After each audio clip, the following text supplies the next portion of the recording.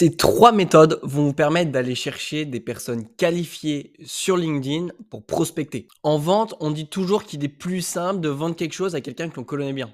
Typiquement, un ami, quelqu'un de sa famille, quelqu'un de son entourage. Bref, quelqu'un qui fait partie de son carnet d'adresses. Et aujourd'hui, je vais vous montrer via LinkedIn une méthode qui vous permet de faire quasiment la même chose. On est parti. Alors, cette méthode, elle fonctionne avec Sales Navigator. Sales Navigator, pour ceux qui ne le savent pas encore ou ceux qui n'ont pas trop regardé de vidéos sur ma chaîne, c'est l'outil de sourcing issu de LinkedIn. Bref, vous avez accès à la base de données LinkedIn, donc toutes les personnes qui sont inscrites dessus, toutes les entreprises qui sont présentes dessus, avec un certain niveau de filtrage, de granularité pour cibler des entreprises spécifiques. Alors la première méthode, elle consiste tout simplement à aller sur filtre de prospects, donc qui vous permet de trouver des personnes, et d'aller tout simplement voir les personnes qui sont passées sur votre profil récemment. Bah oui, parce que potentiellement une personne qui est passée sur votre profil, c'est une personne qui peut avoir un intérêt pour ce que vous faites, ou du moins un intérêt pour un contenu que vous avez produit.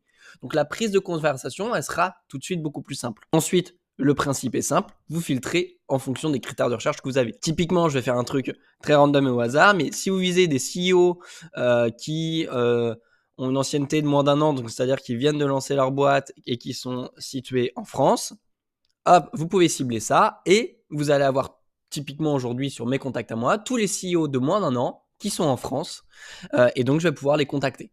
Allez savoir pour ce que vous vendez, d'accord? Mais ça, c'est une méthode qui vous permet de rentrer en contact très rapidement avec des personnes qui peuvent être qualifiées. Autre cas d'usage maintenant, imaginons que vous ayez eu un client avec qui ça s'est super bien passé, ok? Imaginons que ce client, pour ma part, ce soit, on va dire Hugo Benz. Ici, avec relation 2, on a accès à toutes les relations du Gomens. Pourquoi? Parce que je suis en relation avec lui. Donc, je peux voir aujourd'hui quelles sont ses relations, et notamment en France. D'accord? Maintenant, imaginons, je veux me dire, attends, je veux viser des CEO, ok? Parce que c'est mon cœur de cible. Ici, je peux voir du coup les CEO qui sont en relation avec Hugo Benz et qui sont en France. Et maintenant, si je veux qu'ils soient en relation de premier niveau avec moi, ok. Donc j'ai 188 CEO qui sont en relation avec moi et en relation avec Hugo Menz. Donc a priori qui me connaissent et qui connaissent Hugo.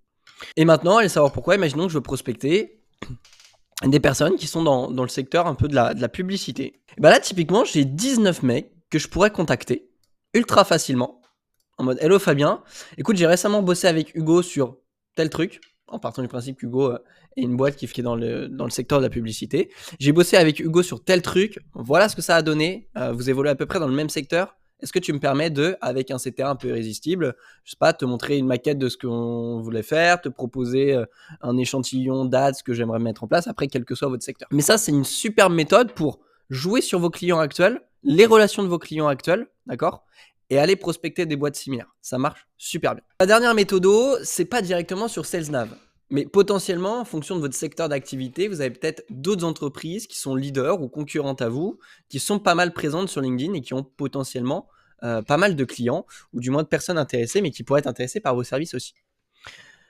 Personnellement, je fais de la prospection, de l'accompagnement de boîtes sur des sujets d'acquisition, comment renforcer leur système de prospection, d'acquisition pour aller chercher plus de clients. Un acteur qui est très présent sur LinkedIn, qui fait beaucoup de vues et qui fait à peu près la même chose que moi, c'est Scalesia. Donc typiquement, ce que je peux faire, c'est aller sur la page d'entreprise de Scalesia.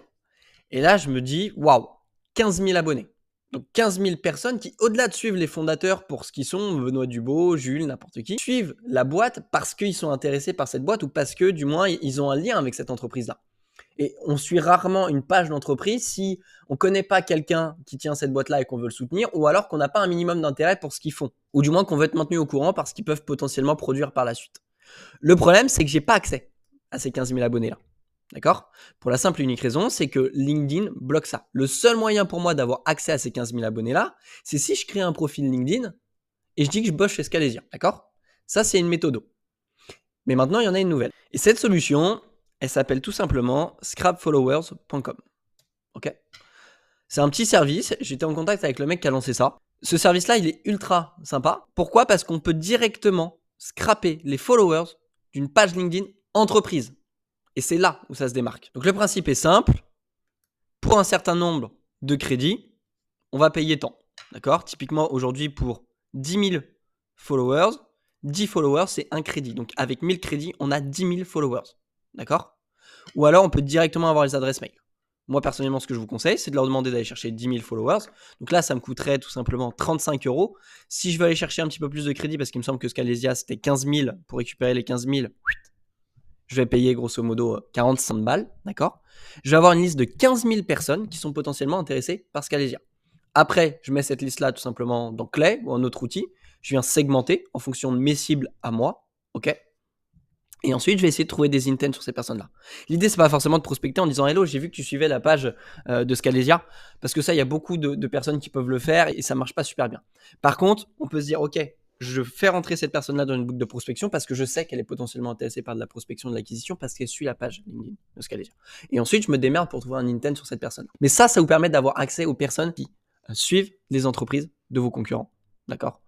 Et ça, c'est ultra fort. Ensuite, il vous reste plus qu'à trouver les adresses email, les contacts, segmenter, et vous pouvez créer une campagne de prospection qui est ultra qualifiée. Voilà, c'était 3 petites astuces pour prospecter avec LinkedIn. Allez chercher plus de LinkedIn Sales Navigator plutôt que construire de simples listes, mais basez-vous sur des petits intents.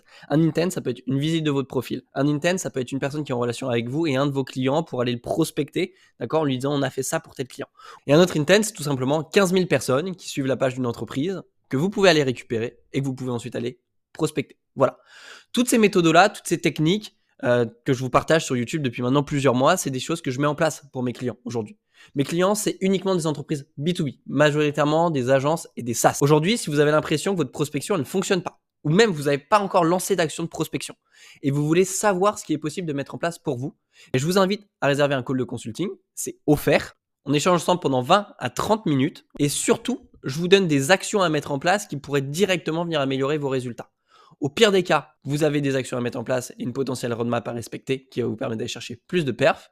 Et dans le meilleur des cas, si on voit que c'est intéressant de bosser ensemble, eh bien on se lance sur un sprint de prospection qui va vous ramener beaucoup plus de clients, qui va venir structurer, renforcer votre système d'acquisition.